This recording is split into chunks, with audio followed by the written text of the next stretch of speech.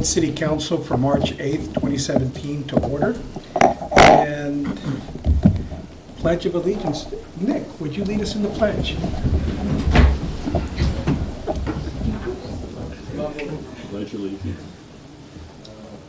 Did I wake you up? Pledge allegiance to the flag of the United States of America and to the republic for which it stands, one nation, under God, indivisible, with liberty and justice for all.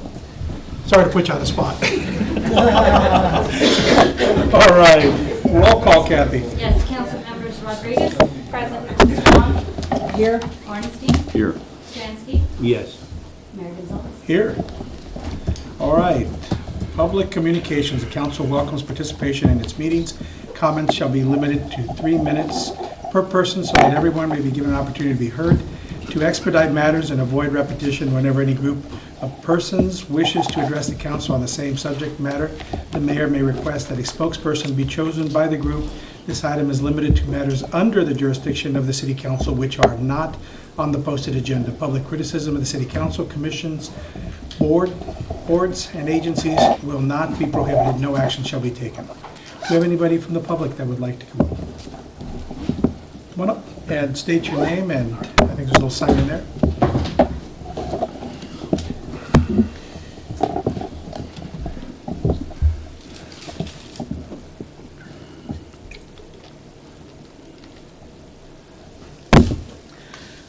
My name's Mark Zeke, and I'm presenting something tonight just because it's regarding our skate park.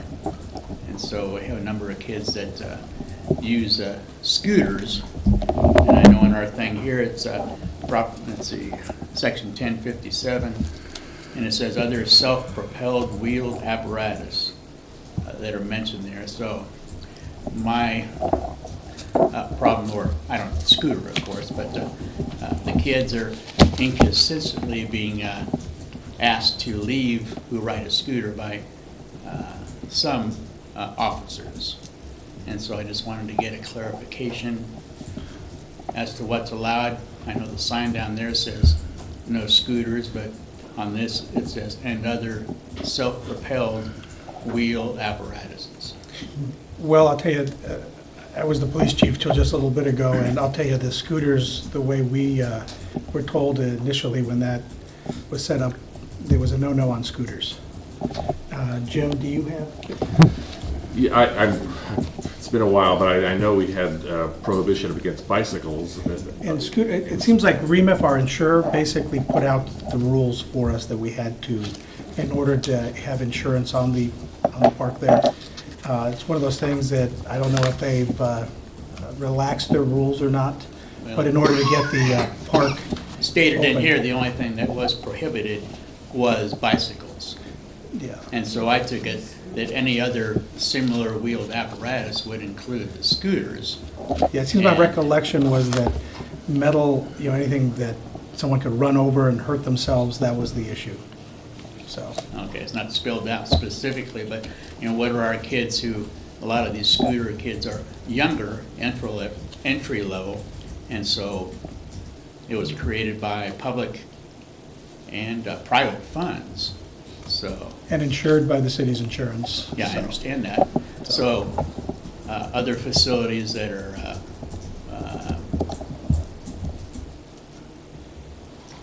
businesses, do have signed waiver things. Is that something that's possible for? Yes. We're actually not going to discuss this now, but Okay. It sounds like you brought this up with John, and maybe Right. John can gather some more information, and you can work with John. Okay. Thank Very you. good. That's all I have. Thank you. Okay. Jerry, I was just going to say we're happy to look into that Yeah. with REMIF and Yeah, and the only reason I'm kind of cutting you off is that it's not on the agenda, so we really can't discuss I it. understand. Okay. we will look into that. Thank you. All right. Anybody else from the public? If there's no one else, I am also a member of the public, and I would like to make a public statement if I could. I'll do it up here. I'm Ron Ornstein. I won't sign the book. Today is National Women's Day, and I apologize for not acting on this before tonight. Today on the evening news was a story about a new statue that was unveiled on Wall Street facing down the famous bull. She looks like a 10-year-old, and she's standing in front of the bull with her head held high and her hands placed defiantly on her hips as she stares at the bull. It's a very symbolic statue. I've been on this earth for a long time, probably longer than anyone in this room. And I find it unconscionable, unbelievable, and just plain stupid that in the beginning of the 21st century, we're still talking about giving women equal rights. I would like to request and sponsor a discussion and the enactment of a resolution at a future council meeting that would support full equality for women. And I know I'm going to get a lot of objection from the city manager because and I apologize for not wearing red today. I don't do red well. There's my wife is wearing red. Sort of red.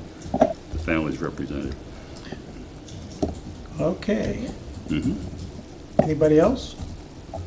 Going, last shot? All right. Public matters, presentation by Sonoma Clean Power. Good evening. My name is Kate Kelly, and I'm the Public Affairs Director for Sonoma Clean Power. And joining me this evening are our Customer Service Director, Erica Torgerson, and our Customer Care Specialist, Danielle Baker. And we, just as a point of clarification for the City Council members and the audience, the residents in attendance, Sonoma Clean Power is a not-for-profit public agency that is the default electricity provider for Sonoma County and has been since May of 2014.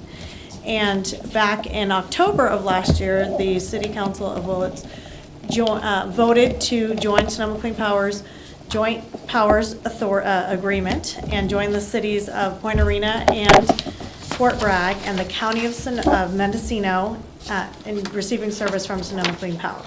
So the purpose of our presentation tonight is just to inform the City Council and the residents about how community choice programs like Sonoma Clean Power work, what the timeline is for rolling out service to your county, and what your choices are, and if time permits, and answer a few questions if that's agreeable to the council. So we do have a PowerPoint presentation. I'm going to get started, and then I'm going to turn it over to Erica in a few moments. And which one? This one? All right, here we go. So Sonoma Clean Power and community choice programs like ours are a new clean electricity provider and what we call a new kind of public agency, because we are a public agency, but we're also privately funded initially, so no tax dollars used to start or fund our agency. And we were created by public demand back in 2000, the year 2000, when many of you will remember there were rolling blackouts and a lot of corruption in the energy business, and communities were demanding local control of their power supply and for public agencies to be formed. So in 2002, the Community Choice Aggregation Law was passed by the state of California, and that allowed communities to purchase power on behalf of their residents and sell it back to them at competitive rates. So fast forward to 2010, Marin Clean Energy, the first community choice program in California, got started, and we were the second in the state, and we started serving our customers in 2014. Community choice aggregation programs, or community choice as we've come to be known, are active in many states, currently in 7 states, including California, but are under consideration in many other states. And although there are, I believe, 8 operating CCAs in community choice programs in the state of California, there are many more considering forming in various parts of the state or in expansion mode currently. So a question we get a lot is, how does it work? What does community choice do? What community choice does is Sonoma Clean Power and programs like us are in the business of generation. So we go out and we contract for power, to buy contracts for power to serve our customers the same way the investor-owned utilities, in our case PG&E, does to serve their customers. And that is where we compete with the investor-owned utility on the generation side. That power for our customers is then placed into the grid, the poles and the wires, that is maintained by PG&E, in this case our investor-owned utility, who delivers the power to the customers, and customers, residents, and businesses receive the power. Sonoma Clean Power's service territory is all of Sonoma County and all of Mendocino County, beginning in June for Mendocino County, with the exception of the city of Healdsburg in Sonoma County and the city of Ukiah in Mendocino County, both of which have their own municipal utilities. And what is, a big point of question for people is, what are the changes to our accounts going to be? So in June, in the month of June, on your regular meter read date, whatever that day is for you, it differs for every person, your accounts will automatically be enrolled into Sonoma Clean Power, into our default service, and we're going to talk a little bit about that in a moment, unless you choose to opt out. So community choice programs were formed to compete with the investor-owned utility monopolies, and the only way to do that really effectively is to make it an opt-out program. So it is an opt-out program, and but it does not terminate your account with PG&E. We are what we like to call competitive partners with PG&E because we're competing on the generation side, but partnering on the delivery side. So effectively, we share our customers. So we compete on the generation side, you're a customer on the delivery side, and if you're a gas customer, you're also a gas customer of PG&E. So you will continue to receive one bill every month from PG&E. Previously, PG&E had what was called bundled service. They were providing both the generation and the delivery. What you will see now, beginning in June on your bills, is although the bill will come from PG&E and they send us our portion of what you owe for generation, you'll see generation charges to Sonoma Clean Power, delivery charges to PG&E. So it's now that bundled charge has been unbundled and is delineated on your bill.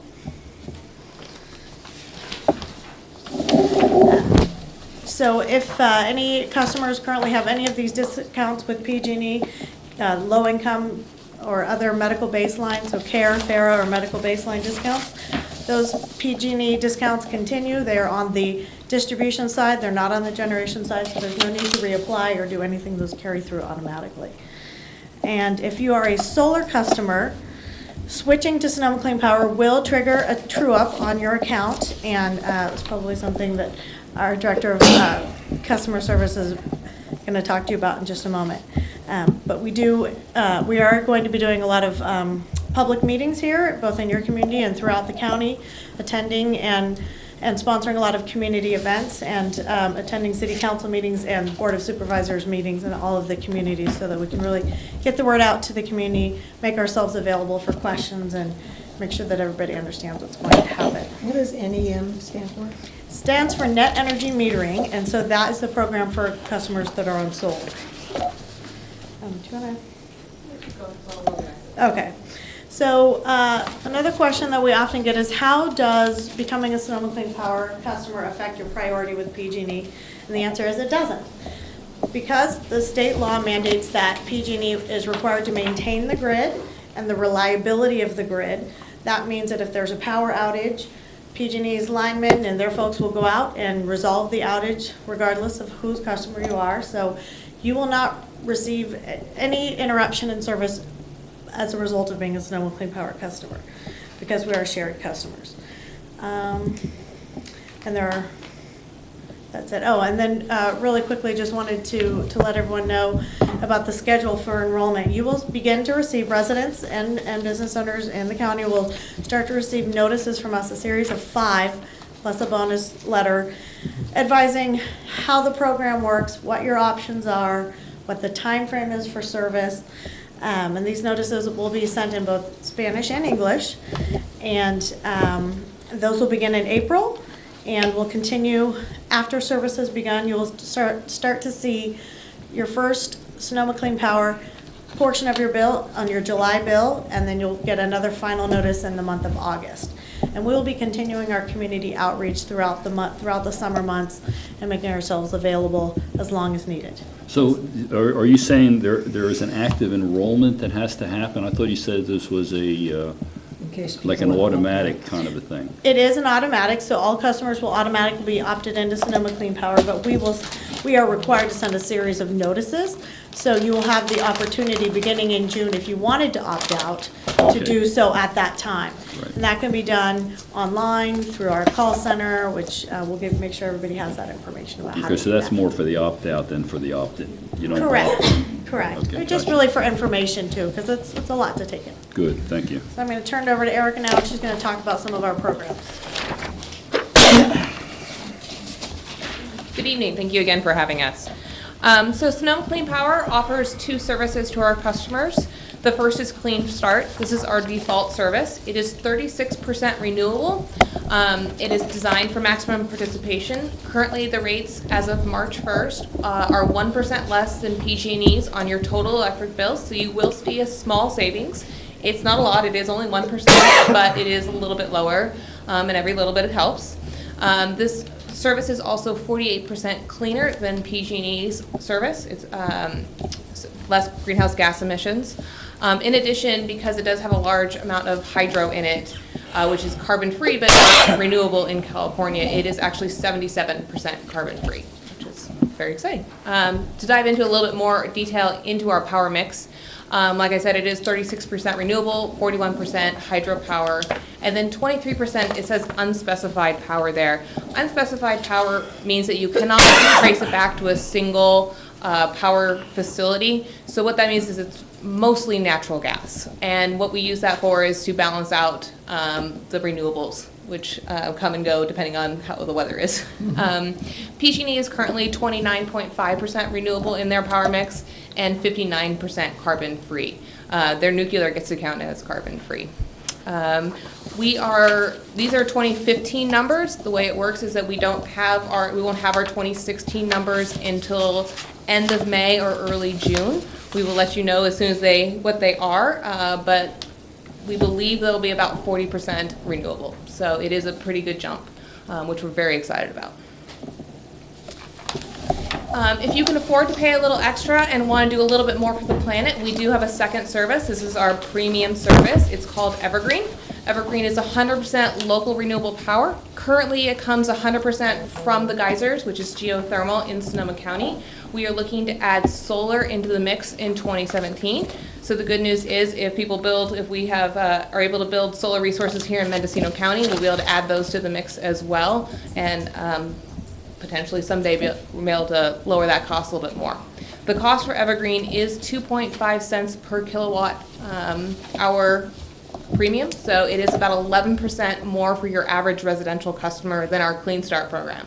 So you are going to pay a couple of dollars more, but you are basically reducing your carbon footprint completely in your home, which is pretty exciting, we think. This program is actually one of the first of its kind in California to have 100% local renewable power. You can actually sign up now on our website if you'd like. We'll send you more information too in the mail in those enrollment notices. So as Kate mentioned, you still get one bill from PG&E. We do try and make it easy, although if you've looked at your PG&E bill recently, you know it is a little confusing. I always equate it to healthcare at this point, or doing your taxes.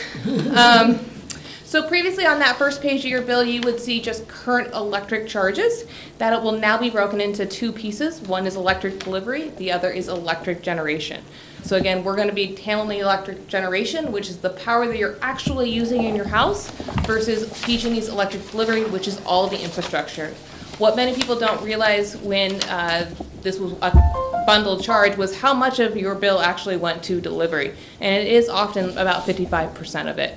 All the power lines and wires are very expensive to maintain, all the substations that you see. This is the second page, or actually technically the third page of your PG&E bill. This page will change a little as well. So you will see something new called the generation credit on there. This is the green line. That is what PG&E would have charged you for electric generation. And the reason we asked them to put this on your bill is so you can actually compare how much you're paying with us compared to how much you would have paid with PG&E. The other 2 charges are also important.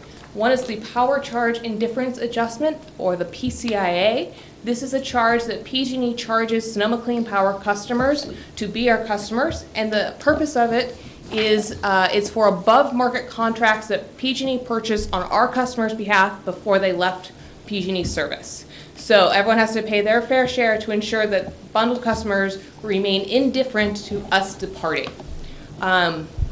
We are working to lower this fee with PG&E and the CPUC. However, we have found that to be a little bit of a slow process, so it is there. We always include that fee as well as the franchise fee, which I'm sure you guys are familiar with, when we do cost comparisons for customers, because you are going to pay that fee when you are a customer. So in case you don't know, the franchise fee, though, is the fee that is paid to the cities and the county for PG&E's trucks to run on your streets, and is a pass-through.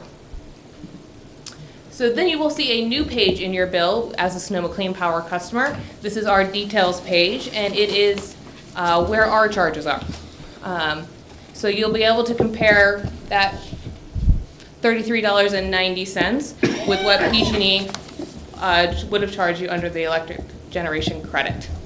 All this is on our website. We have a billing video. We recommend you check it out. It explains this once again, as well as walks you through the best way to compare our two services. So net energy metering, if you have solar on your house or a wind turbine in your backyard, and you are currently on PG&E's NEM program, we think ours is not only competitive, but has more benefits. However, it is a little bit different. So if you do have solar, we recommend you give us a call or log on to our website and check it out. Our net energy metering program is called Net Green. What we do is that anytime you are overproducing, we are going to credit you at the retail rate at the cost that you would have paid us, plus a bonus penny per kilowatt hour. So you get a little bit bonus there. In addition, we do what's called monthly billing. So instead of getting an annual true-up from PG&E with all your electric charges throughout the year, you get a monthly bill, so you don't have to worry about that big bill at the end. This also means that what we do is we call it a cash out in May. So if you are a solar customer who has banked excess credits throughout the year, and at the end of April you have over $100 in credits, we'll automatically send you a check for the full retail value of those credits, up to $5,000. If you have less than $100 in credits, we'll roll them over so that you never lose them, which is a little bit different than PG&E's program. Since 2015, we have paid out nearly 1,600 customers, almost $900,000 in excess credits, or excess generation credits. This is for producing local solar in our community, so we want to really support that. Summary, we really think that Sonoma Clean Power is great because it does provide a choice. PG&E has been the default provider here for over 100 years. Nobody's ever had a choice in Mendocino County, and we're happy to bring you a choice. So even if you don't want to go with us, we understand. People have a lot of loyalty to PG&E. They're a great company. We're happy to work with them. But we think that our cleaner electricity, lower greenhouse gas emissions, and the fact that we're keeping money here in Mendocino and Sonoma counties is a reason to go with us. So thank you very much. We look forward to serving Willits. Yes. Is it time for questions? Okay. Yes. First of all, is if something happens to my line, if PG&E right now goes right to my box, which is right alongside the house, are you? If we go with you, are you still responsible for that, or PG&E, or who's responsible for that? So PG&E remains responsible for that because you are going to continue to pay them for electric delivery, which means that they are continue to be paid for and in charge of everything that you can see. Okay, and who do I call or write to or whatever? And I do not email. So okay. Who do I go to say, no, I don't want this? So you can log on to our website right here. I don't have a website. Or you can give us a call. There's a customer service number on my card that is in front of you. Customer service line? Yep. Thank you.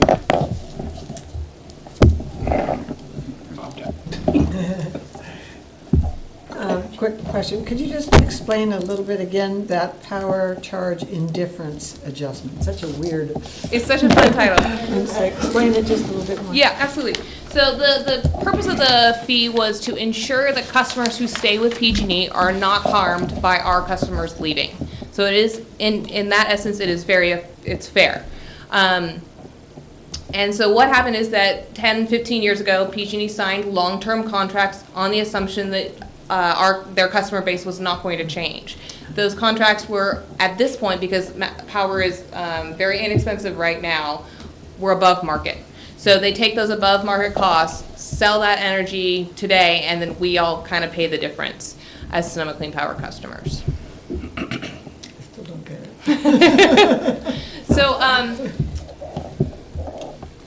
What about their investment in generating the power that they assumed all of us would keep using? So PG&E actually owns very few investments in infrastructure in terms of power generating sources now. During the energy crisis of 2000, they were forced to sell them off. So like us, they go into the open market and purchase long-term contracts. And because some of those were purchased at a time when power was more expensive, they are above market, and our customers help pay the difference in that above market. Our generation rates are actually about 30% lower than PG&E's, but because of these above market costs that our customers are forced to or have to pay, our rates are, like I said, are about 1% less now. Will that go down over time, like 5-10 years from now? Yes. Yes. I have a question. Last year I received a bill with cost analysis, and it had to do with the whole peak hours and which plan you're on. And it showed that I was going to pay more money unless I opted out. So I opted out. Are we going to receive any kind of cost analysis when this happens on June 1st to give us an idea of whether or not how much this might cost?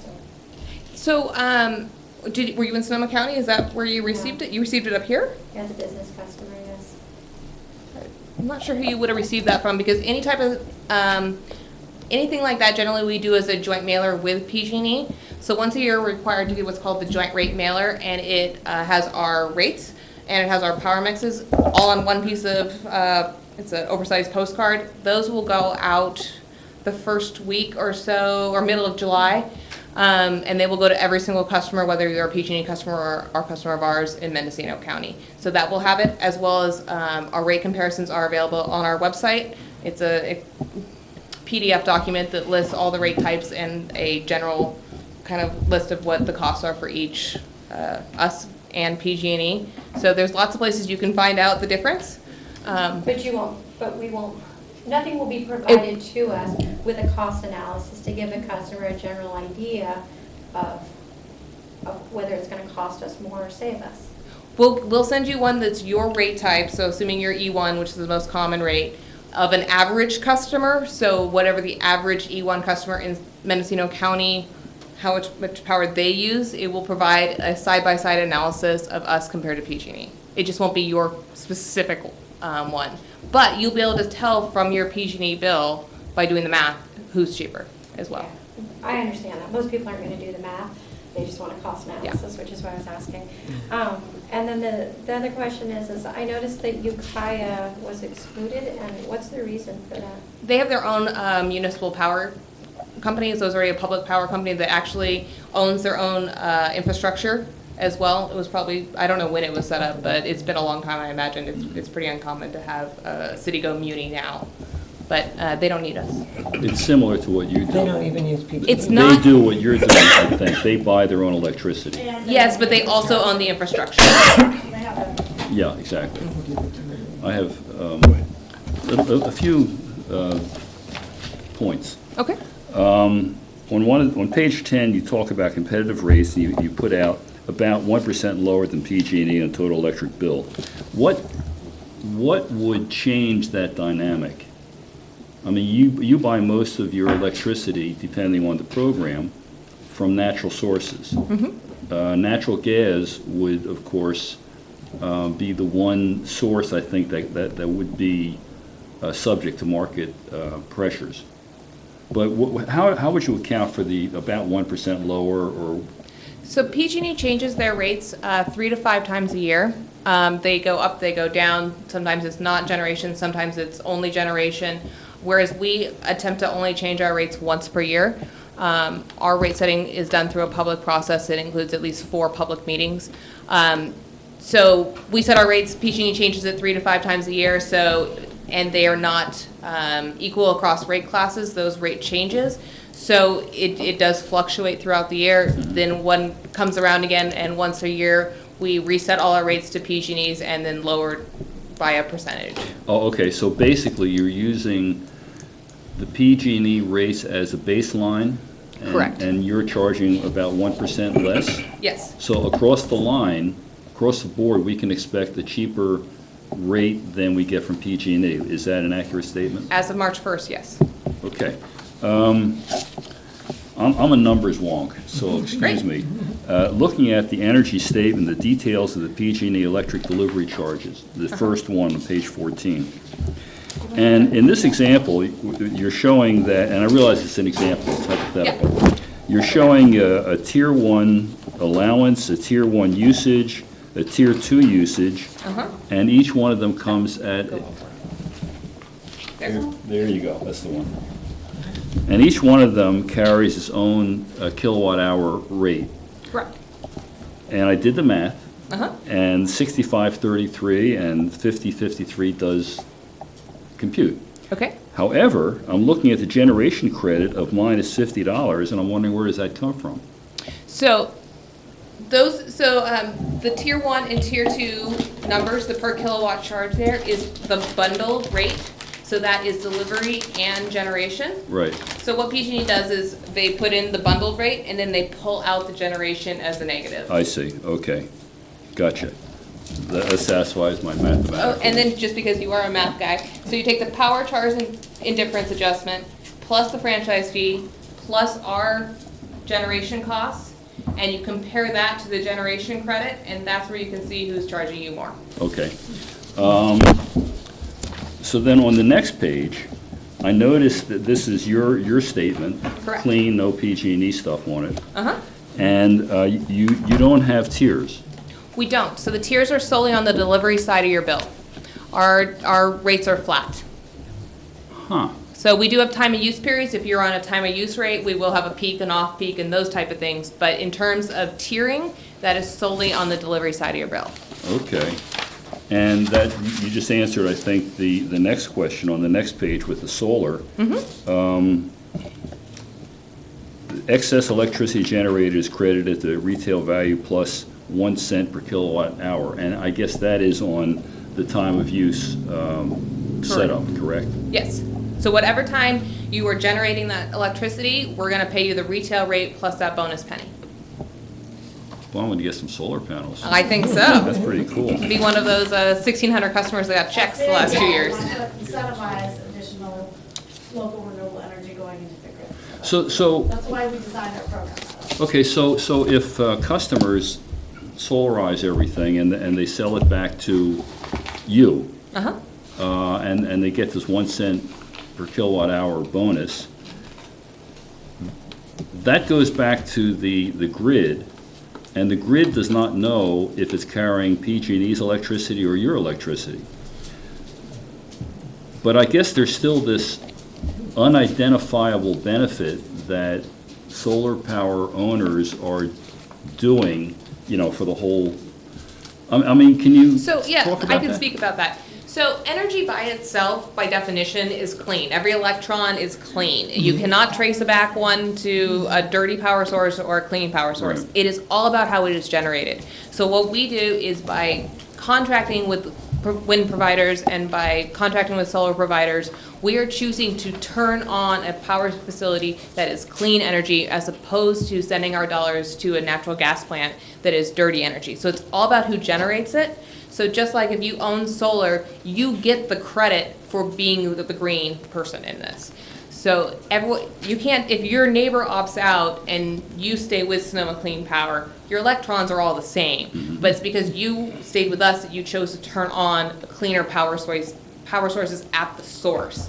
So PG&E and you would benefit equally, I guess, because all this clean energy is being poured back into the grid by the individual solar panels. I would say us as a community are all benefiting from having more clean power sources turned on. And it's conceivable that as more people install solar panels, that PG&E's mix could change? So PG&E's mix, just like our mix, is changing by state law. So everyone has to be at 50% renewable by 2030. We expect to be there by 2020. But what I mean is if there's more, theoretically, if there's more solar energy available, because everybody's got solar panels on their roofs, it's conceivable that there won't be room for natural gas generated electricity because all of it's going to be coming from the sun. Is that? Well, so yes and no. Unfortunately, the sun doesn't shine at night, so we have to figure that one out. And that's where wind comes online, is more in the evening. So it's kind of determining how to balance those renewables out with natural gas. That's going to benefit the grid as a whole. But we have to work on making it a smart grid, and that's where we all need PG&E to help. Can't find anything wrong with that.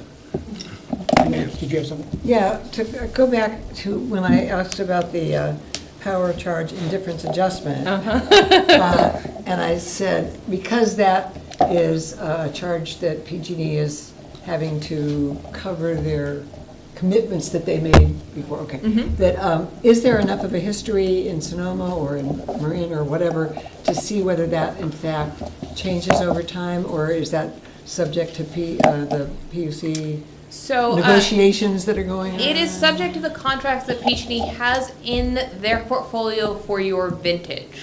So as you become Sonoma Clean Power customers, you will be all on the 2016 vintage. Most of our Sonoma County customers are on the 2014 vintage. Every vintage has a different price that changes every January. And we know that it will go down eventually. It could be 30 years from now before it goes away completely, but we are working with the PUC. It is approved by the PUC, that charge. Unfortunately, because PG&E is a private corporation, much of the documentation that surrounds how that cost is figured out is in a black box. And so we are working with the PUC as well as with PG&E to find ways to see more transparency in that fee. And unfortunately, it has gone up pretty dramatically the last couple of years. But that's market-driven too. So, it is market-driven, which natural gas is at a low right now. And so, in other words, that's not going to change quickly. It's not going to change quickly. It does change yearly, but and as time goes on, those contracts that are in that vintage will slowly fade away as they expire, and then it'll slowly get less and less. We just don't really. PG&E refuses to, at this point, to provide us a forecast of that. However, we're again working with the PUC to try and get one. Is it comparable in Sonoma and then Marin, where there's a little bit more? The vintages are throughout the PG&E service territory. So anybody who has a 2014 vintage in Marin will pay the same as the 2014 vintage in Sonoma. Well, I was just wondering whether it's any less than this $15. So it depends on how many kilowatt hours you use. Right now, it's about 3 cents for residential customers per kilowatt hour. So is that less or more than, I mean, is this amount that we expect to see in June when we start? Yes, it'll be about 3% or 3 cents in June. Actually, I think it's slightly less because you're a newer vintage. I think it's 0.2919 cents. Per kilowatt hour. So it really depends on how much you use, energy you use too. We don't use very much. Okay, thank you. Anybody else have any questions up here? Not, maybe I'll open up to the members of the public if anybody has any questions. We would like to let you guys know that we will be having a presentation similar to this one on next Thursday on March 16th at the Senior Center, as well as we'll be at the Farmers Market that same day. And if you have solar and are interested in learning more about how our net energy metering program works, we'll be back on April 17th. It's a Monday at 6 p.m. here. What about Willits Unified and the charter school? They both have large solar grids. Are you meeting with them as well? Or? We will reach out to them, and they will have all our contact information, but we're happy to talk with them. Where will the April 17th meeting be held? It's held in the room across the hall. Oh, okay. And, At what time? 6 o'clock. And I met with the ladies earlier with staff, and it sounds like they're trying to get the word out as to what's happening. We'd ask questions like how many people opt out and why. I mean, 1% is savings is what I'm hearing, potentially with potential for more savings, but there are those folks that are not going to want to go with them for whatever reason, and they have an ability to opt out. Absolutely. And so, but I guess getting the word out to everybody as to what this involves, so. Yeah, so if you do want to opt out, like I said, we have a choice. We absolutely respect your right to choose. If you opt out before your service starts, you can start opting out in April, or within the first 60 days of service, there is no opt-out fee, and you can come back anytime. If you opt out after the 60 days of service, there is a $5 for residential and a $25 for commercial administrative fee, and PG&E requires that you stay with them for 1 year. And then you also mentioned that because of the solar and the credits, that there may be some folks that it would be beneficial to opt out, but then to opt in later. Yes. And so. We will go into detail of that at our solar presentation too. Okay. But to your point, Mayor Gonzalez, Sonoma County currently has 88% of our eligible customers participating in our program. So it has been widely accepted, and our customers have high levels of satisfaction. So. And a question I'd asked earlier was regarding your business customers, that it's basically the same programs that PG&E has, right? Yep. So all the programs that PG&E offers, except for Smart Rate and Peak Day pricing, are available to our customers, as well as all the rebates. Like I said, balance payment plan, care, FARA, medical baseline, even the employee PG&E discount, they still get to keep that with us. Okay. Thank you very much. Thank you. Absolutely, our pleasure. Thank you. Oh.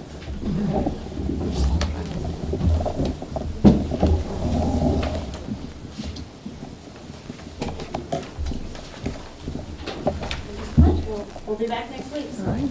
Those are great questions. Thank you. All right. So now we go to item 3B, discussion and possible action to register the rates to be charged by Redwood Taxi Service for providing taxi cab transportation services in Willits. Dusty, take it away. Yeah, thank you. Good evening, Mayor Gonzalez, City Council members, Dusty Dooley, City Planner. Just very briefly, in your packet regarding this item, you have our agenda summary report along with Exhibit A, which is the applicable resolution to this matter tonight. Exhibit B identifies the rates being proposed by Redwood Taxi Service and Mr. Michael Gutierrez, who operates a taxi service in Ukiah as well. Exhibit C verifies that the rates that he's requesting in Willits are the same rates that are currently charged within the city of Ukiah. And finally, we have a letter from our own airport manager noting the demand for taxi services between the airport up in Brook Trails and the city of Willits. So again, Mr. Michael Gutierrez is the owner of Redwood Taxi Service, and he's looking to establish taxi service within the city of Willits, a service that we currently don't have. Per city resolution, the council's charged with simply approving the rates being requested by Mr. Gutierrez. This matter was before the council at our February 8th meeting. And we did receive some direction from the council. We were asked to verify the rates being charged in Ukiah, and that information is in your packet, and staff has verified that, again, these are the same rates being requested in Willits as currently charged in Ukiah. There was also a request to look into the business license revocation procedures. That information is in your agenda summary, and the applicable city code is provided there. It notes that any license issued under the provision of this chapter, meaning business license, may be revoked by the Director of Finance upon the failure of the licensee to pay the charges imposed by this chapter, to file statements as required by this chapter within 6 months after such charges or statements become delinquent, or for any material misstatement by the applicant applying for the license. So essentially, unless they failed to pay their fees, renew their license, or were found to be untruthful when filling out that application, the city would not have the authority to revoke the business license. There was a discussion about, how do we deal with a taxi cab operator if issues arise? And if we did want to add additional restrictions or regulations for taxi cab services, we wouldn't be doing that through the business license ordinance. Rather, we would be looking to either amend our existing resolution, which you have in your packet, or coming up with an actual taxi cab ordinance itself. At this point, you have some options available to you. Staff's recommendation is recognizing that this is a needed service for our community. Mr. Gutierrez, upon talking with city staff in Ukiah, has a good reputation. They're not aware of any issues with Mr. Gutierrez or his drivers. He does voluntarily do live scan background checks of his drivers. And, the concern is if we did start adding additional restrictions and regulations, I'm not sure how long it would take for staff time to get that going. The recommendation is that we do approve the rates tonight for Mr. Gutierrez, move forward with his taxi cab service, and then possibly direct staff to look at crafting some additional regulations as we move forward. This is a resolution that's been in place for a number of years. And yeah, that's basically what I wanted to share with you tonight. Anybody? Sabrina. I was just going to say that I would like to make a motion to support registering the rates to be charged by the taxi service, and I see no need for additional ordinances or rules. We need to be mindful of not putting too much weight on business owners. If we want businesses to come into this community, we need to be a business-friendly community, and I feel like he's gone above and beyond to meet the needs. And although it's tempting when you're sitting in this chair to want to ask more questions and stuff, it really isn't. It isn't. I don't feel that it's really, looking back on it, I don't think that it's appropriate. I think that he's gone above and beyond, and I'm fully in support. Do I have a second to Sabrina's motion? Second. Okay. Okay, now further discussion. Ron, look like you want. Yeah, I raised the question the last time about the security, I guess, and the safety of a passenger in a taxi with a stranger that we don't know. And I guess part of it was sort of in the form of a question: is this a concern? And you kind of answered that, but I'm not sure if you really addressed what I was getting at, because what I'm thinking about is not so much, being a big brother or big sister and just really imposing our will on businesses. I don't want us to go there, but in thinking about it, a taxi service is a lot different than a dress shop or, a restaurant or something like that. It's a whole different situation where people are engaged in interaction away from the eyes of everybody else. And unfortunately, we live in a world where things happen. So that was my only concern. And also, I was kind of wondering if the city, if we don't go down this road and don't try to consider these things, is the city at risk if something happens in one of these cabs? Are we implicit in saying that, okay, you can just operate without any kind of background checks or whatever, officially speaking? So that was my only concern. And it was in the form of a question. I'm not really sure myself how I feel about this. It's just something that I feel that needs to be raised and considered, and if nobody else has a problem or concern with this, I'm fine with just letting it slide. And I gave it some deep thought, Ron, after we had our last meeting, and I just feel like sometimes it's so tempting to micromanage business, but the truth is that it's really up to the consumer at some point to decide whether or not this is the type of business that they want to use. They need to do some diligence to determine whether or not they feel like this is a safe taxi service. And if the rates are too high, consumers will choose to either use it or not use it. And I thought about the example you were talking about, how somebody's sitting in the vehicle and what about the liability, but then all these scenarios ran through my head of all these other situations where we're not micromanaging the people that we come in contact to in other businesses where there's a potential for something to go wrong. So it's always about making sure that we protect to some point, but that we don't micromanage so much that we squash business in our community. And I feel like what they presented met the basis of what I thought our role was, and to go beyond that, I felt like we were really hindering this business and setting, you know what I mean? Set an example of the fact that this council is not business friendly. Okay, and I agree, but this is kind of interesting because in this discussion, you and I we're looking at the same thing from two different perspectives.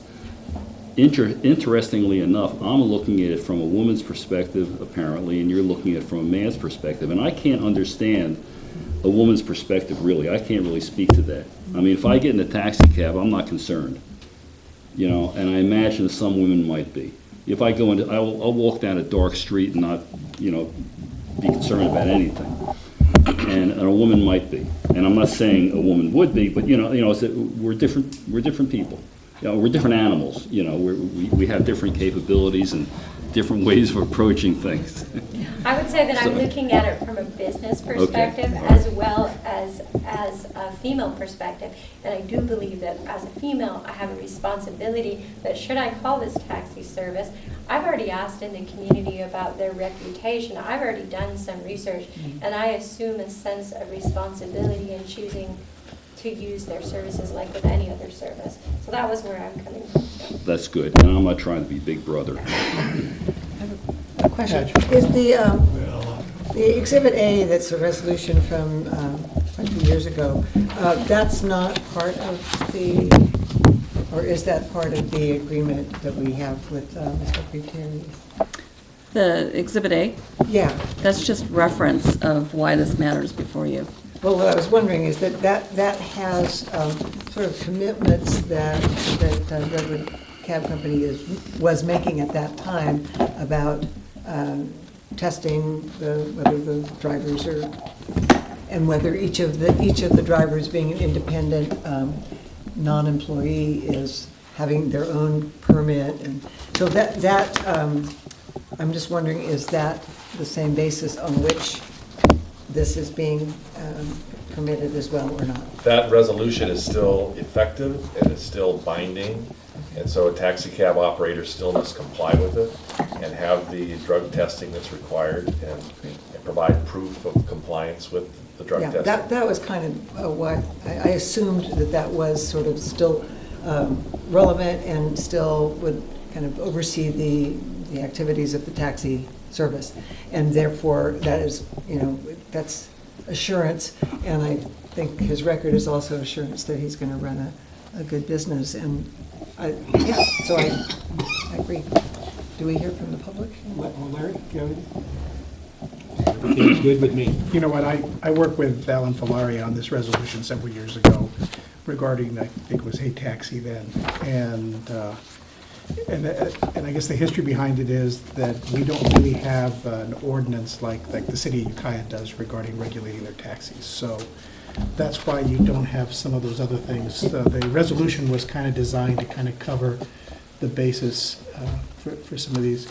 And then the only other thing I want to add is that in this day and age, I think we have to be careful. But I agree with Sabrina. I don't want to add any over-regulation to businesses and make us not business friendly. And I got to tell you, I think when it's people my daughter's age, they're going to post reviews on Yelp and kill his business if he doesn't do it right. And I think that's just the way the modern world does it. So at this point, I'm going to open it up to the public, and if anybody from the public would like to speak to this. Wow, silence. Okay, I'll bring it back up here. Oh, come on up.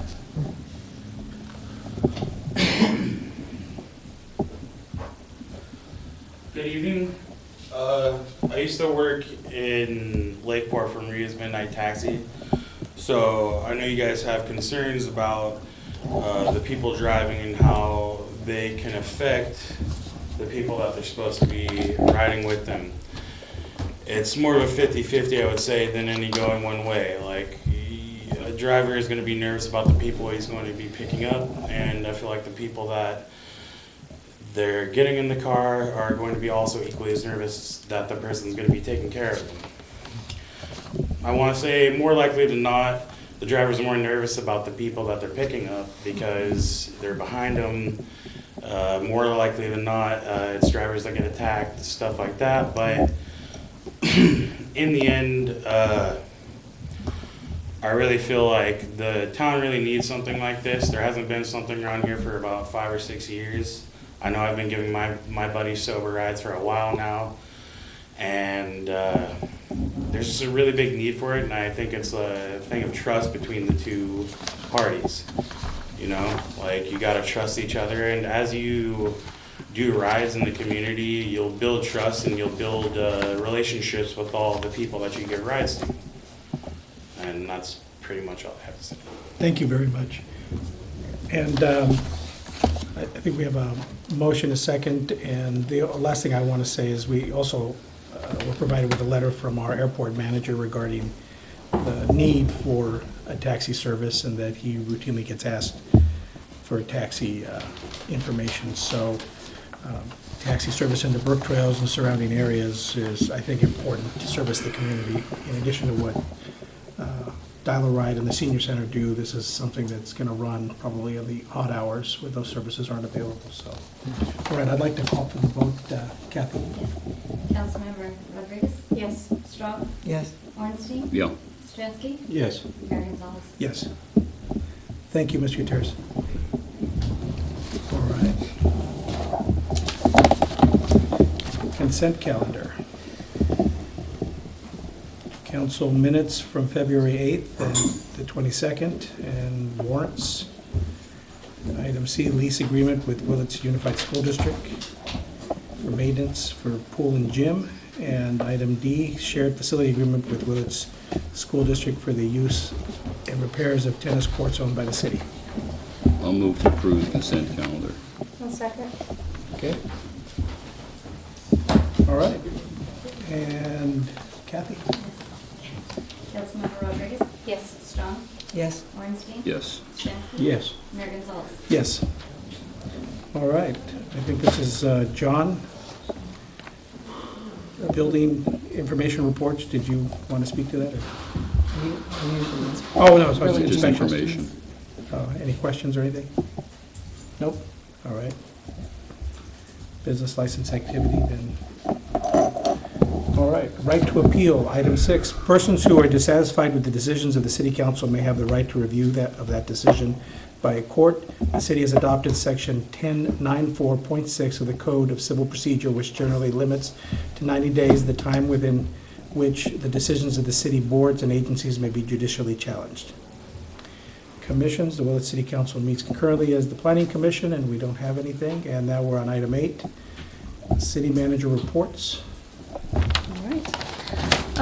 Well, first of all, I just wanted to mention that we are continuing our process with the recruitment of a new police chief and getting closer. I would hope to have something to the council on the 22nd, but that might be optimistic. I'll be giving you a more in-depth update in closed session tonight. So I think we can expect to have a new chief on board in April. Did you have a question? No, okay. Wanted to report that we are scheduled to have LED streetlight upgrades throughout town on all PG&E-owned streetlights. There are about 350 of them. And I think this is scheduled for June, but staff is going to be meeting with the PG&E rep next week to survey the lights and talk about I think they have 4 or 5 options of variable wattage and brightness. And so, different areas will require different consideration. And PG&E is footing the bill for this, Yes. correct? Does this, I'm sorry, are you? Go ahead. More about that? Yes. Or you're getting off of it? No. Well, go ahead, finish that.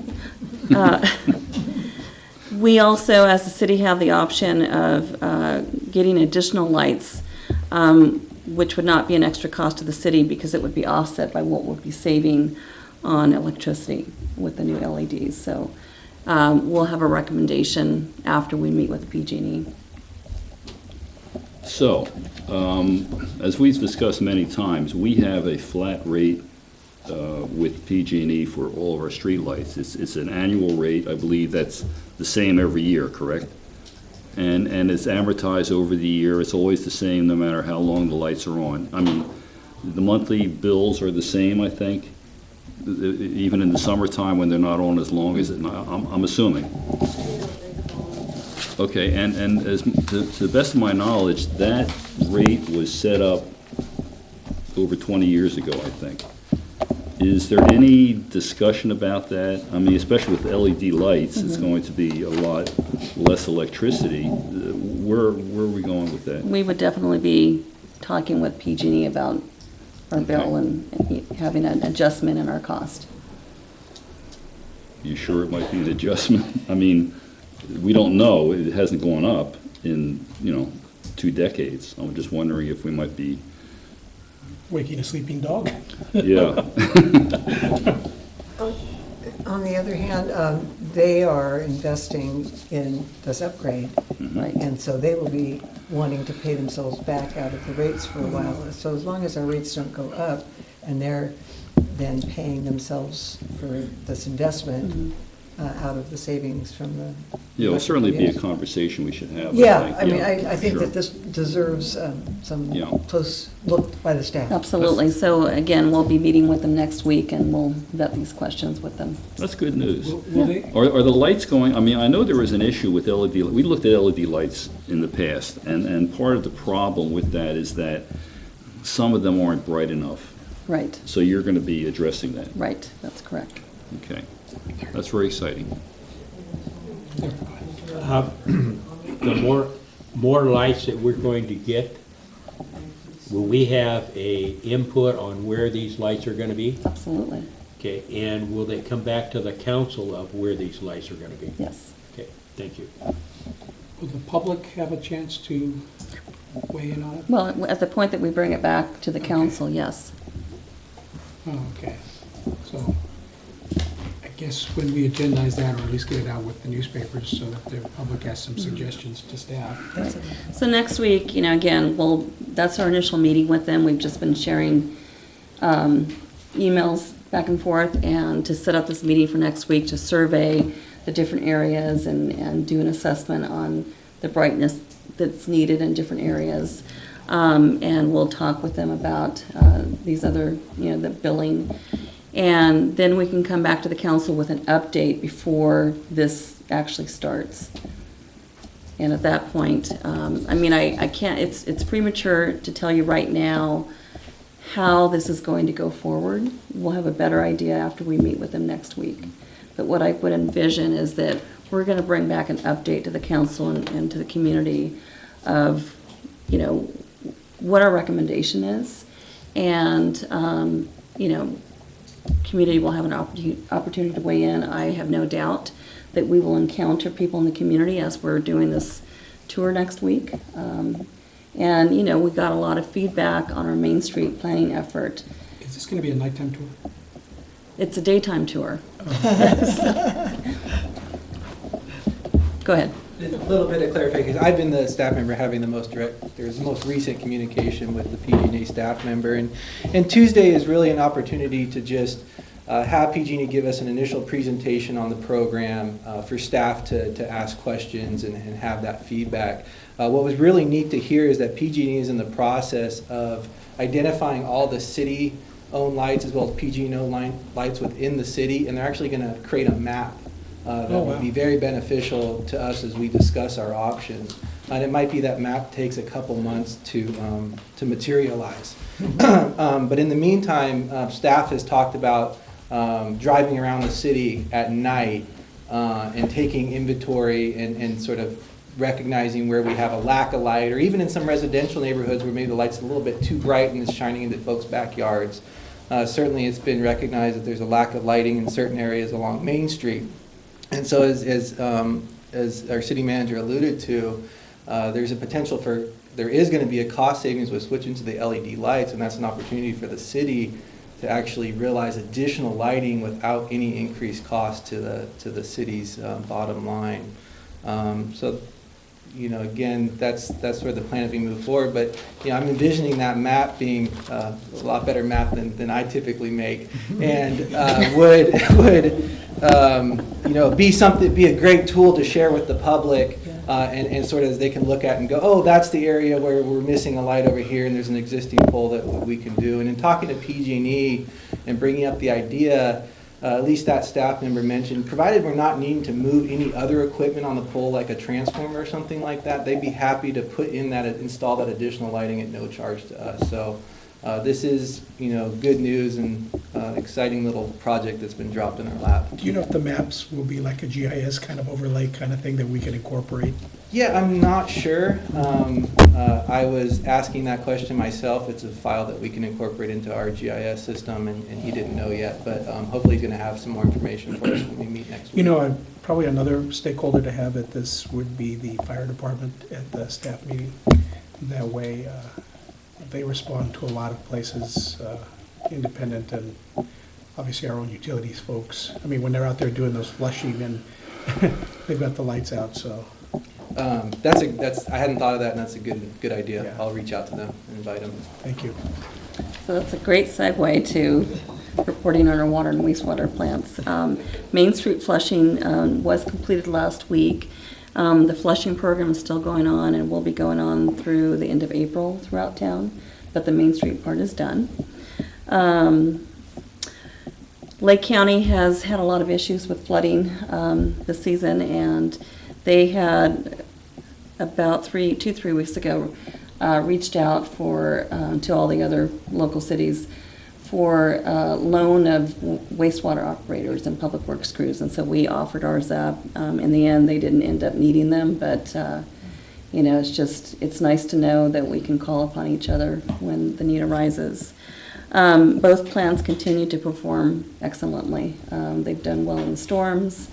The crews have just been doing a tremendous job, and we have had very little issues compared to other communities with all the rains that we received. So knock on wood for that, and just kudos to our crews for doing such a fine job.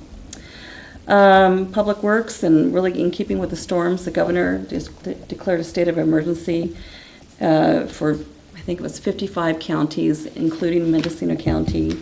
We are going to be seeking reimbursement for a culvert washout and road damage at our water plant. And I don't know if we'll get it, but it was a result of the storms.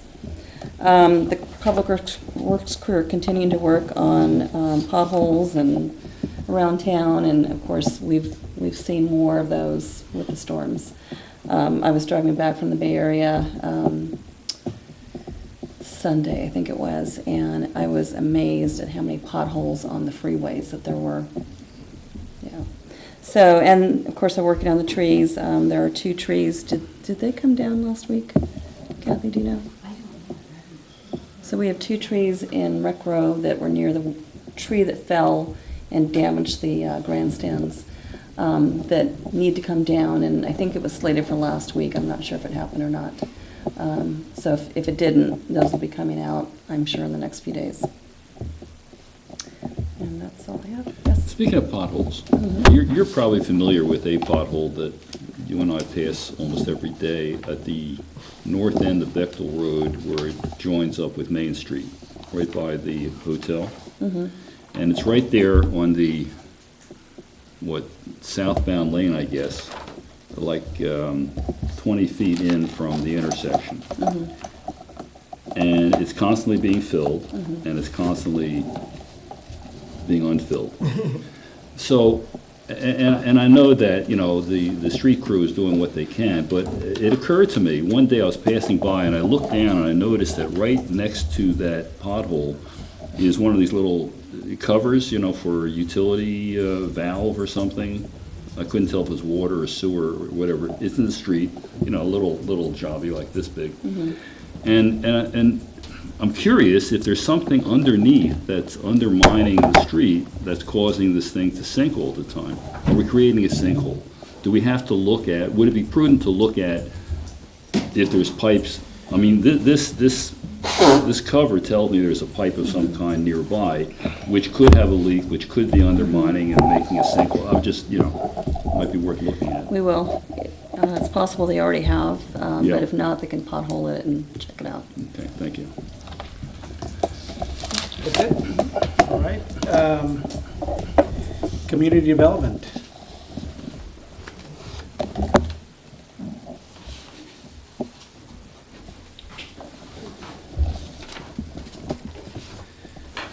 All right, happy to report that Community Development Department is staying very busy.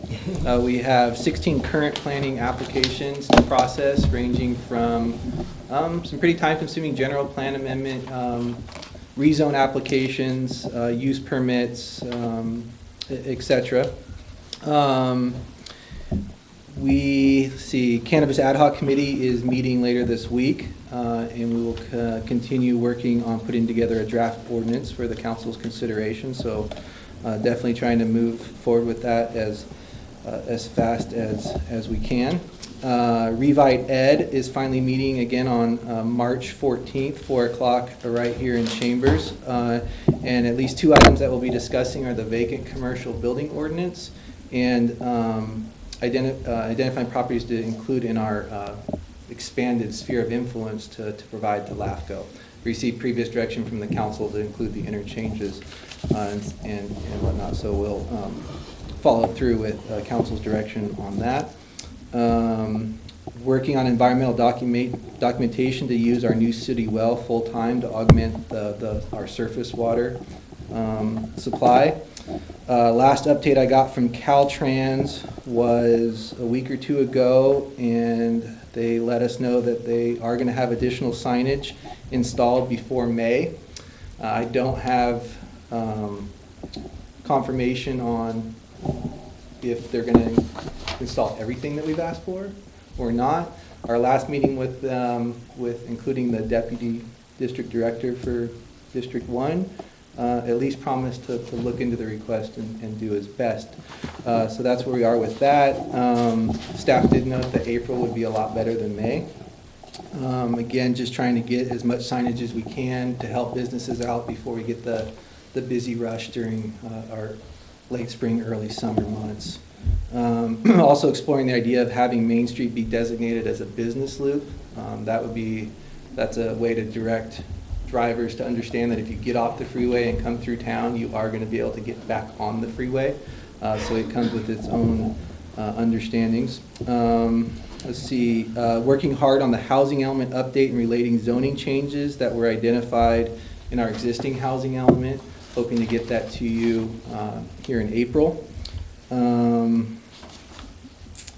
Let's see, airport-related matters. We received comments from the FAA on our airport layout plan. We've already made those changes and sent the revised airport layout plan back to the FAA, so we're expecting to get approval of that very soon. And that then puts us to be eligible to receive a large sum of money in the form of grants, which will be used to complete a number of improvements up at the airport. You mentioned two of those in particular are runway improvements. Runway rehab and then the automated weather observation system. Yes. I might have that wrong. AWOS. Yeah. So that's going to be a great tool for the users of our airport, and might be something that attracts some more business to our little airport up there. So those are both good things. Let's see. I met with Tina Tyler O'Shea's class of middle schoolers and high school students and got to review their ideas for making some improvements to make it safer to walk and ride bikes to school. Very impressed with their little group. They wanted to know what a planner was. And I kind of tried my best to explain it. It's not always an easy thing. I still don't quite know how to explain what a planner does.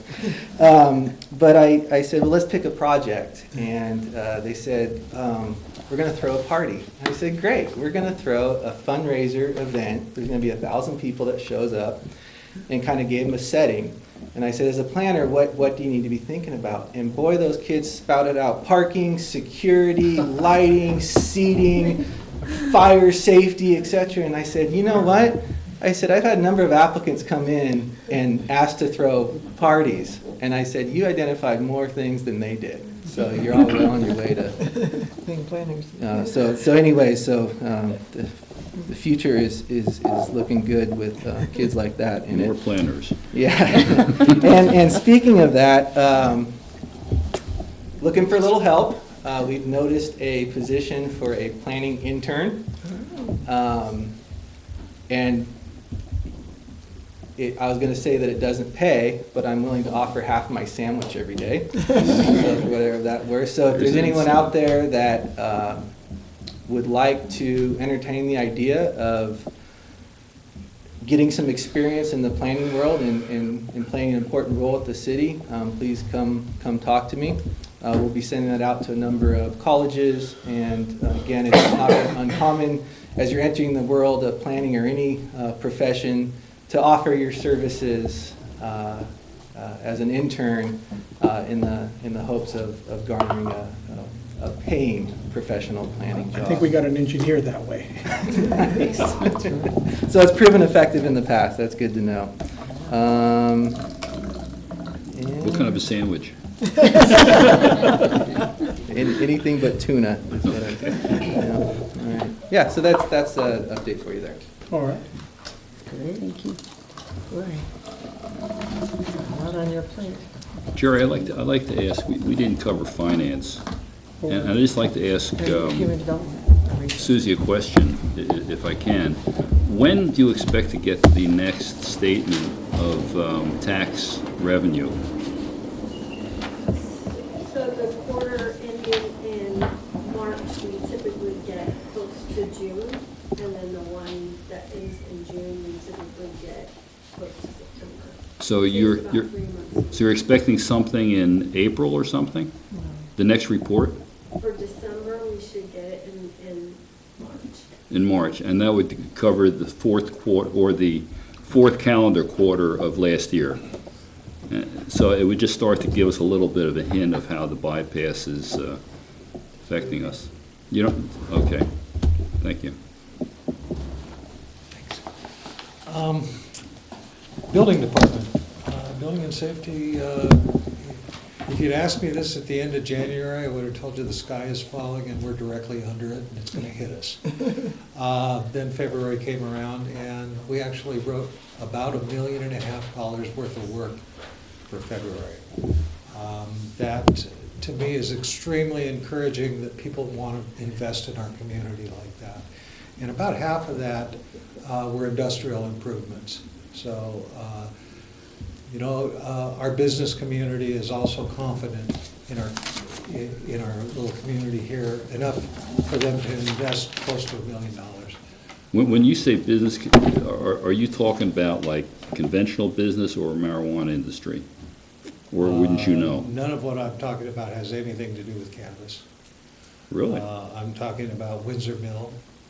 Huh. I'm talking about Spring Valley Homes. And as you, I'm sure, Yeah, are aware, 3 fresh home starts.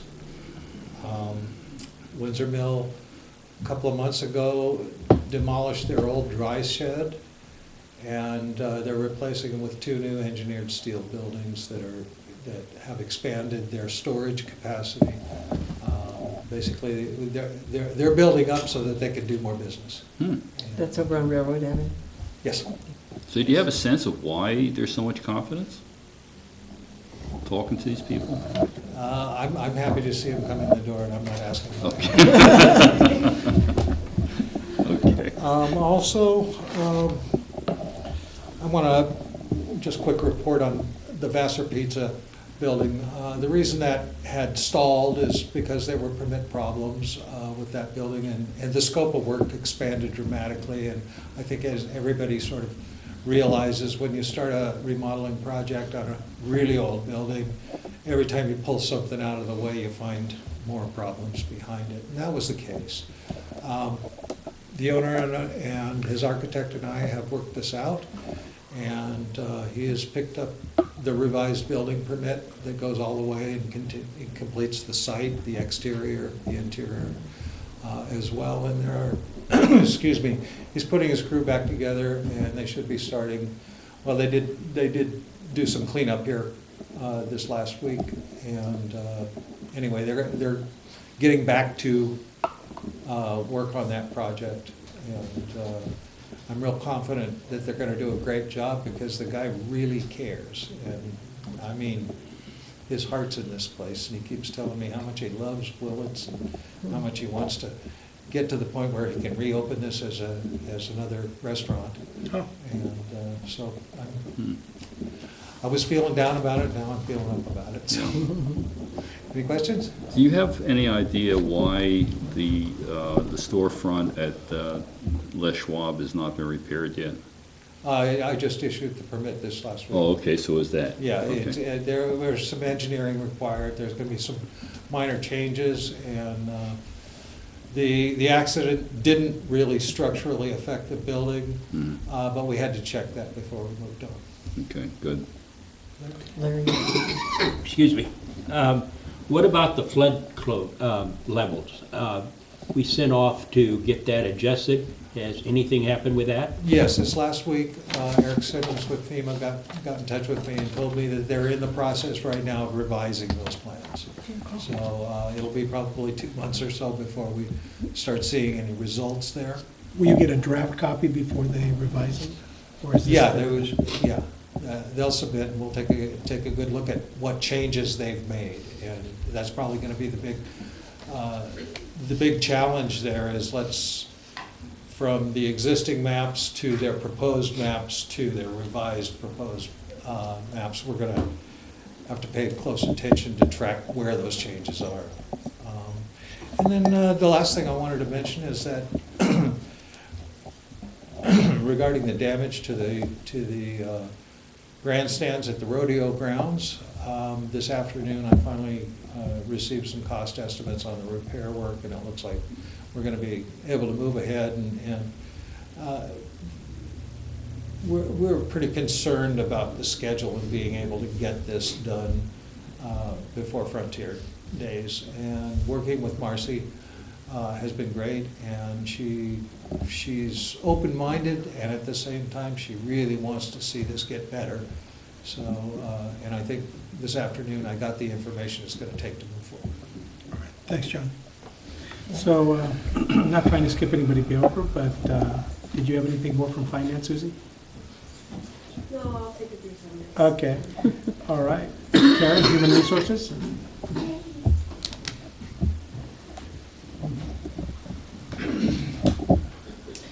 Mayor Gonzalez, council members. Karen Stevenson, Human Resources, and I'm pretty excited to be up here because I haven't been up here since I started 7 months ago, because everything is running smoothly. I did want to talk about our staffing issues, piggybacking on what Desi said, our planning intern. I do have opportunities posted. We will be advertising in the newspaper. Desi's going to go to the colleges. Unfortunately, the local college doesn't have a planning department, for studies. So it's a great opportunity for someone who has the skills and really hasn't had an opportunity to put them into place. So although it's not a paid position, the experience that they'll be getting is priceless. So we're hoping that we will get somebody. It'd be great if we can get somebody local, but we're going to expand our area of opportunity and get hopefully a good candidate. And we are continuing to advertise for our police officer opportunities. So we currently have one that's in the background process, and it's looking out rather well, so we hope to fill that position. But we want to not only get some good candidates that we could put through the process, but also build up our pool for individuals so that we can minimize the length of time it takes to fill positions. And that's it for me. Any questions? How does that work when you say fill up the pool? I mean, well, what we do is we do get applications. For example, for our wastewater position that we were lucky enough to get numerous candidates, and then you do your panel interviews to determine who's best suited for the city. And then for those individuals that we've chosen not to move forward with, we keep their applications on file for 1 year. And when an opening comes about, then we get in contact with them and start the panel process. So it really minimizes the time that it takes just due to advertising. yeah, I kind of figured that's what it was, but I guess the core of my question was, are they still going to be there? Are they going to wait for a year? Or, I mean, what's your experience? Well, that's a good question. I was quite surprised when I contacted several of the individuals for the different jobs that we have open. And there are individuals that, like for the wastewater position, They were working as operator in training, but it was a non-paid position where we were offering a paid position. So they were very excited to hear from us. So it's not a wasted effort, I guess. Right, it's not a wasted effort. Good, good, thank you. Any other questions? Thank you. Jim, do you have anything? Not much, really. I'm working with staff on the revised procedural rules that we hopefully bring back soon. I should have a proposed agreement on Remco to bring back to you regarding our oversight and management expenses and Pepsi's commitment to continue to pay that. So that's maybe next meeting. Okay, thank you. Is anything else happening on the Remco property? Is there any movement? I'm not prepared to speak to that. Looks like someone else is. There's been a boundary line adjustment to submitted. There's a number of legal parcels within that Remco property. They're looking to reconfigure them with a boundary line adjustment, but that doesn't come with any, identified uses or prospective businesses to go into that property. So other than the boundary line adjustment application, I have no update to give you on that. There might be a program at Rotary in a couple of months that would address that, but I'm not for sure. You heard the same thing I did, Yeah, so. right. All right, item 10, City Council and Committee Reports. League of Cities, I attended the League of Cities meeting on March 3rd in Cloverdale. And among the items were Assembly Bill 1 and Senate Bill 1 letters of support. And those are transportation funding regarding our gas tax revisions to the formula. It's been batted around, and this is a stab at it where they, I guess, a 12-cent increase to the gas tax, and it would be phased in over 3 years, and a $38 increase to vehicle registration fee, $100 vehicle registration fee on zero-emission vehicles, a 20-cent increase to the diesel excise tax, and $300 million from existing cap and trade funds, and $500 million in vehicle weight fees phased in over 5 years. I think the big issue is that the gas tax is basically a set amount per gallon. So as the price of gas fluctuates, it's just a set amount, and so that's where we get some of the money in our budget for our public works stuff. And I think everybody at the meeting kind of referred to it, that's our pothole tax, because that's about what you can do with the money in most cities. And so it's not it's not covering what I think they had envisioned it to do. And there's been all sorts of things going around in the legislature, from self-reporting your mileage. I didn't realize one of the individuals there at the meeting from League said they were voluntarily keeping track of their mileage as part of a pilot program, but this is what these Senate and Assembly bills were doing. And then the other one was Senate Bill 2 and 3 having to do with housing, and basically low and moderate income housing. The concern with a lot of the cities there, a lot of them, Fortuna, our size, et cetera, is that there's been the past, with the loss of redevelopment, there's really no money for cities to spend on low and moderate income housing. And the concern with a lot of the cities at the meeting was that they also want money for the, I guess, the working person house for that individual to be able to, that sort of housing to be incentivized. So these were letters of support that the League was asking for to send to the Senate and Assembly. And then we were joined by our Assemblyman Wood, who kind of gave some updates on some things and about what's happening in this general area, and was looking for concerns. And then we later met with Senator McGuire, who later in the day, and the same thing. Both Senator McGuire and Assemblyman Wood have been very active in the North Coast, probably, in my opinion, more active than any of our other legislators in the past couple of years. Both of them have stopped by here on many occasions and are definitely interested in what our community is up to. So that was League of Cities. All right. Now, MCOG. MCOG met Monday. We got a preliminary look at the budget for next year, but the big item was the freeway emergency service. We're going to switch from the putting in more to servicing them, and because we're with the cell phones and whatever, we're finding that that there's not as much use for them as they had previously expected it to be, and for the call boxes.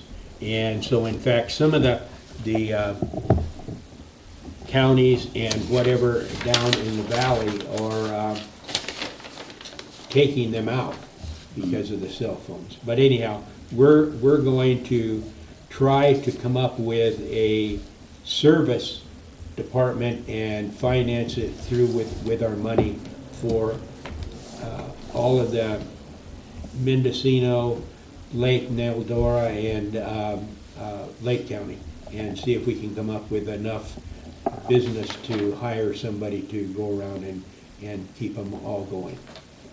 That's where it is. Thank you. And that's because of the dead cell Yes. zones? Yeah.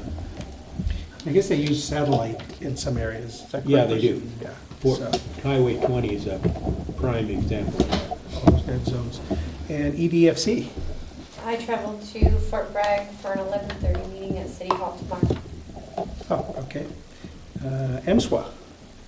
We haven't met recently. There's been some conversations going on about better defining the manager's scope of duties, and we have, fortunately, the current manager is not in a big rush to cease her employment because we haven't really been able to start the recruitment process yet.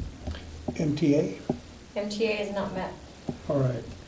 LAFCO, Local Agency Formation Commission. I attended a meeting on Monday for that, and they had some municipal service reviews and sphere of influence studies on the cemetery districts, the Anderson Valley Cemetery District of the Redwoods, Covelo Public Cemetery, Hopland, Mendocino, Little River District, Potter Valley, Russian River, Westport, and it got put off to the next meeting because some of these districts are run by volunteers, and they had not provided financial information or current financial information, and so the commission felt that they wanted an accurate report, so that had been put off. And our cemetery district did provide?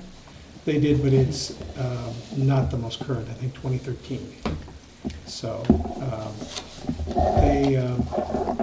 they're another example of a small board. A lot of them have 3 members, some of them it's volunteers that are doing a lot of the work.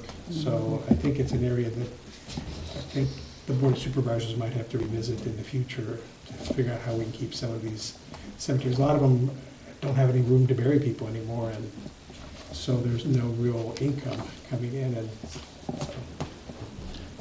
Jerry, I just wanted to mention on the sphere of influence, I'm just, I guess, concerned or questioning how, if we try to extend our sphere of influence out to the north and south interchanges of the bypass, we're supposed to be able to commit to the possibility of actually annexing and serving those, which would mean a tremendous impact on our water and sewage services and police services and everything else. And so I just want to sort of say I'm not sure whether there's a big advantage to that. It doesn't even give us any land use control over it until we do annex it. So I'm just not sure how useful the sphere of influence expanding. We clearly want to have something to say about what happens at the interchanges, but I'm just not sure that the sphere of influence is going to do that for us. well, I think that was one of the other things that they gave us an update on, that besides the fire districts, they are working with the fire districts. Boonville, for example, wants to bring in their ambulance under the fire department, but they're not so sure they want to adopt the whole area that they thought they were going to, so they asked for kind of a suspension there. And then, I guess, City of Willits, they covered that they'd met with our planner regarding our sphere of influence, and I guess that's ongoing still, and municipal service review. Yeah, I was able to meet with the director for LAFCO and kind of discuss some ideas for expanding our sphere of influence, and you're exactly right, Councilwoman Strong, it doesn't give us any land use control over those properties, although it makes them eligible to be annexed by the city. I think the strategy at this point is we're going to identify a wish list and then work with LAFCO, but understanding the rules and regulations that go along with expanding a sphere of influence, it may be that we find that the challenge of stretching the sphere of influence out to, say, the southern interchange may not be worth the price of admission. But nonetheless, we're going to kind of start with our overall wish list and then probably have to narrow it back from there. I do want to mention that a lot of the properties that we're likely to recommend or request as part of LAFCO's periodic review of our city sphere of influence, which now is by default our city limits, includes a number of properties that we already provide water service to, in some cases also sewer service to, fire protection service, police service. So essentially the city has allowed these out-of-city connections to take place to the benefit of the county potentially. So again, you know, a lot of our recommendations are going to be to match up with our existing sewer and water infrastructure. So as far as proving if we're able to provide the services, the answer becomes we already are. So anyways. In some cases, yeah. Okay. Yeah, and then the only other thing, the Ukiah Sanitation District, they're going through the talks there. The Fort Bragg RFPD north of 10 Mile annexation, they're working on that. And so that was just kind of given as a quick update that they were working on that. So that's all I have to report from LAFCO. And Finance Committee hasn't met. Water and Wastewater Committee hasn't met. Revive Ed is going to meet March 14th, next week. Next Tuesday, 3 o'clock, right here. Okay, and ad hoc cannabis is meeting, and the other ones haven't. So at this point, council member reports, item 11, and recommendations, anything? Yeah, I just wanted to mention two things. One is that on March 30th, Well is inviting Patricia Hickey from the Mendocino County Resource Conservation District to speak about what is happening with mitigation.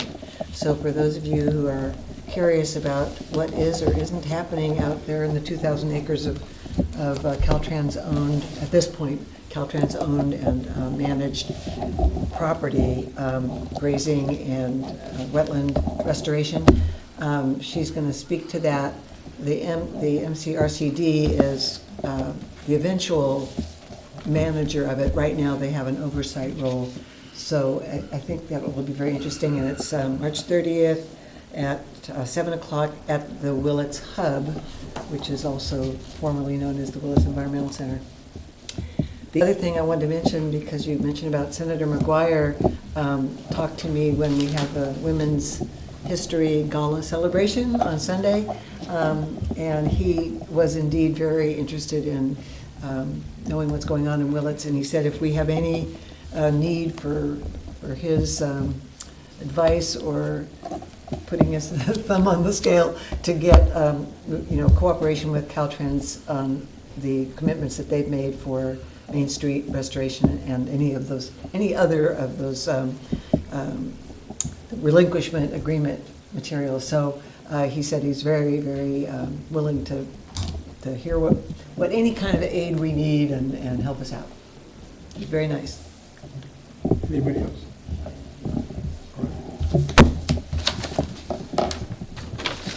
Enactment of ordinances, none. Good and welfare. Any good and welfare? No. Closed session. Item A, Public employee appointment, chief of police, we're getting an update. And then item B, conference with legal counsel regarding